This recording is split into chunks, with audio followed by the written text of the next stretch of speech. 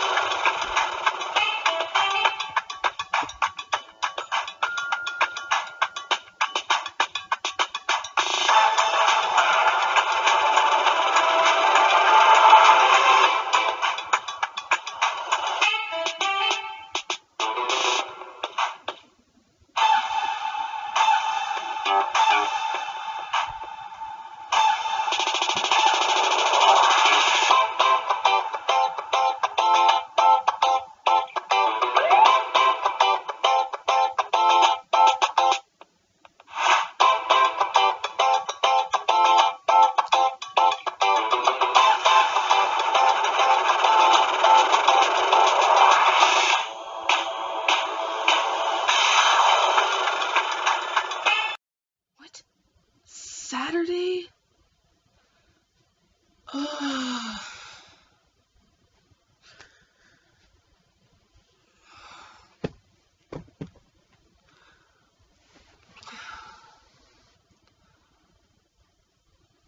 Well, it's too late to go back to sleep now, I guess.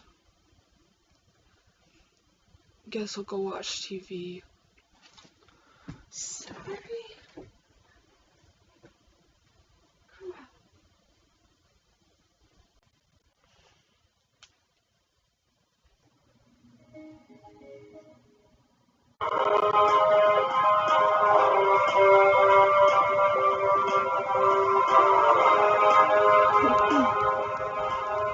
And on P. Sherman 42 Wallaby Way, Sydney, there's a traffic jam due to a platypus collision.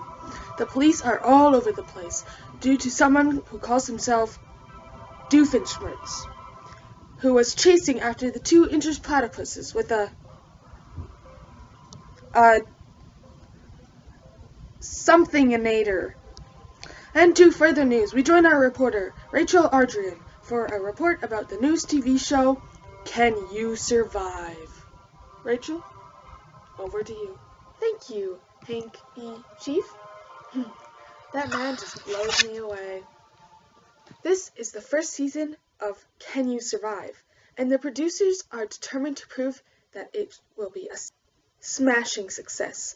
Critics say that the show is too violent, since they drop unsuspecting children on an island without them knowing that they're being recorded and taped, without resources or anything. Critics say that people should not be watching it, since the boys may resort to violence and death may occur. Many people watch death and violence on TV, says popular TV review magazine Focus Films, but they have the reassurance that subconscious in their brain that it is staged, not real, and nobody is actually seriously harmed when it happened. This is a real thing. Of course the TV show says that they'll intervene whenever things get too out of hand, but who thinks that will really happen? They're using a drone to film. Focus Films says that the show Can You Survive would be a great idea if it wasn't used at the expense of human lives. They already managed to present one death because of the weather conditions. Yet even through the rain, they got great footage, up close and high quality shots, which many agree was barbaric and uncivilized. The TV show is currently rated 18 due to violence and such, and is already banned in most countries in order to discourage further filming. Many activists are trying to get the boy rescued. Focus Films and many other movie and TV show critic magazines, blogs, and websites claim that the producers of Can You Survive just want money, reviews, and more money, at no account of human life, which we all know is precious.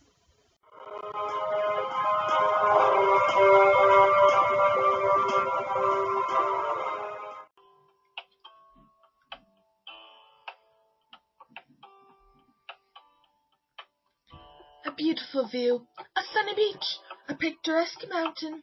Sounds like paradise, right? Well, for these unsuspecting boys, it isn't.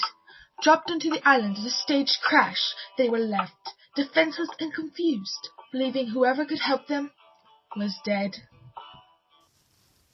The boys soon set up a government, Life was good, at least for a little while, but then tensions rose. Ralph, the first designated leader, or chief, as they call him, wanted to keep a fire going in order to be rescued. Pretty smart. However, as time went on, Jack began to care more and more about hunting pigs, and began to have less regard for Ralph and his ways. The last episode left off quite a few days after the death of Simon, the poor innocent boy who all the fans knew was slowly going crazy. The thing is, this was no staged death. No fake blood, no fake corpse being beaten on. This was a real thing, a real little boy, and how the producers sat by and watched this is beyond any of us. These boys were used to a life that many of us today know, one of luxury, wealth, and happiness and safety.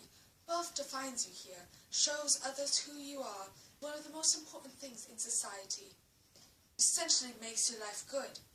Wealth, status, things we view as significant and defining here, the things we strive for here, are not even relevant on the island where the boys are trapped.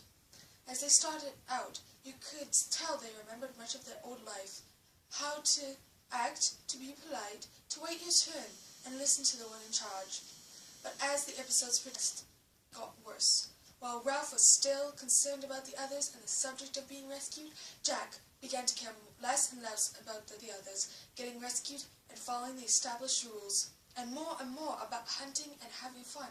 While Ralph was above everyone else, he treated them nicely and asked politely, though he was frustrated when they wouldn't help, but did not force them or make them. He was polite and fair, knowing people should be treated for what they can do. Jack, however, is not anything like Ralph. He wants power and believes himself above anyone else, as far as we can tell. We haven't seen him in power for too long, but so far it doesn't look good. I think we can all agree that more hardship is in for these boys under Jack's power. Could be here a while. Having problems with your bouncy ball because you're uncoordinated? Having troubles with your bouncy ball because you're just plain a nerd? Having troubles with your bouncy ball because you're out of shape? Well, fear no longer. We are bringing you a new project. It's bigger, it's better, but mainly it's bigger. It's the same thing, except bigger, so you clumsy people can catch it. You're welcome. Bye now, in stores.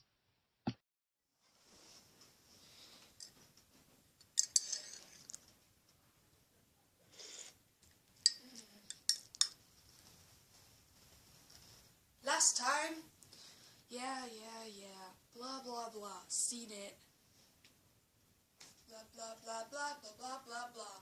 Blah, blah, blah. Blah. Here we go. The system of government that the boys had was very interesting. Ralph, as we had mentioned before, had rules and regulations. From what we know of Jack, he does not. Ralph's rules, however, were for the good of everybody. They helped the boys, not hindered them. He was a little controlling, but that was because none of the boys listened. He tried to be fair and kind. He was disregarded. Many of the boys believe Ralph was too controlling, as we can see from their discussions, which they don't know we were eavesdropping on. Under Jack, they are hopeless. They feel free and seem to enjoy it much more, but they are hopeless. Obviously, the boys heavily relied on nature to sustain them. Shelter, fuel, food, water, etc. Their diet, up until pig hunting, was more relied on, mainly consisted of fruit and a little fish. As a result, mostly healthy, and almost never hungry, as there was no shortage of fruit, as you can tell by the way the little ones ate it like there was no tomorrow. Nature. If you look around you, it isn't as important as it once was. At least we don't regard it so. In cities, in towns, airports, all of them are more important than nature, if only by a little bit. On that island, nature is all they have. It sustains them. Reports show that some boys from the Shadowbrook private school were selected and told that they were going on a field trip. They weren't. This plane had crashed, or that's what they thought. It was all staged. They don't know that. Shadowbrook is an actual school, and When they saw a majority of their students on television, they protested strongly, with the school and family both attempting to file lawsuits. However, it takes a while for those things to go to court, and gathering the conflicting evidence a month or two if new things come up. Then, of course, is the confliction of the fact that the school had copies of the consent of the parents of the boys and the consent of the school with the signed forms, as they thought it was consent to go across the ocean. But apparently, that big space before they signed was an off-white ink, which is extremely hard to see, with a whole bunch of rules regarding the contract of the movie company. The producers argue that the print is there. It counts. A dirty, underhanded trick on the part of the producers. These boys were from a private Catholic school, so they are most likely brought to believe the best of people. We can tell, as time goes on, that Ralph definitely is trying to remember that. Jack is making bad decisions, that he should get a second chance. But I think all of the viewers know that Jack isn't going to change. Also, the boys seem to be straying from their Catholic practices and relying more heavily on nature and on themselves. They believe in staying alive, in survival, but still, a great number of the boys do pray every night for their families and for their rescue. However, the viewpoint of a nice, comfy world is definitely shifting for all of the boys. If you tune in right now, you'll see that they are showing the last couple of episodes. The show has reached a bloody climax, with Jack's group killing Piggy, then hunting down Ralph. Right now, the chase is underway, within inches of finding Ralph in his hiding place. Oh, come on, they're spoiling it. Well, I guess I'll never see it anyway. Update. Roger, who is carrying sticks sharpened at both ends for the purpose of putting Ralph's head on it, has found Ralph's hiding spot. Ralph's attacking. He's running. But the other boys are hot on his heels. Duck! Oh good. Oh dear. The boys are catching up, and he's heading towards the fire.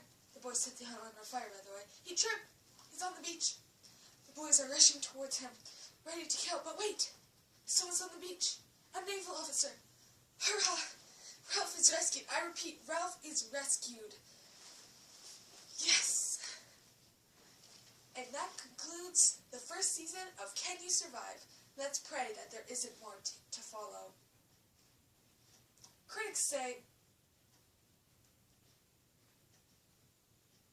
What's that? What? Filming has stopped? Well, there goes half my day. Seriously, I spent my time trying to convince people that the show's bad, and then they tell me it's off the air. Well, that was an overall boring documentary, which I wasted my morning on.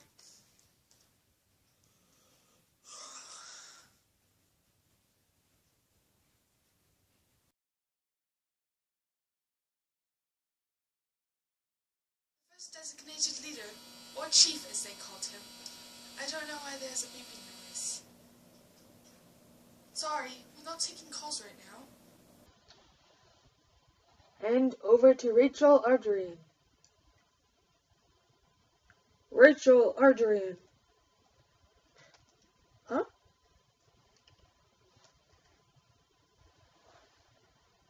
Is it on?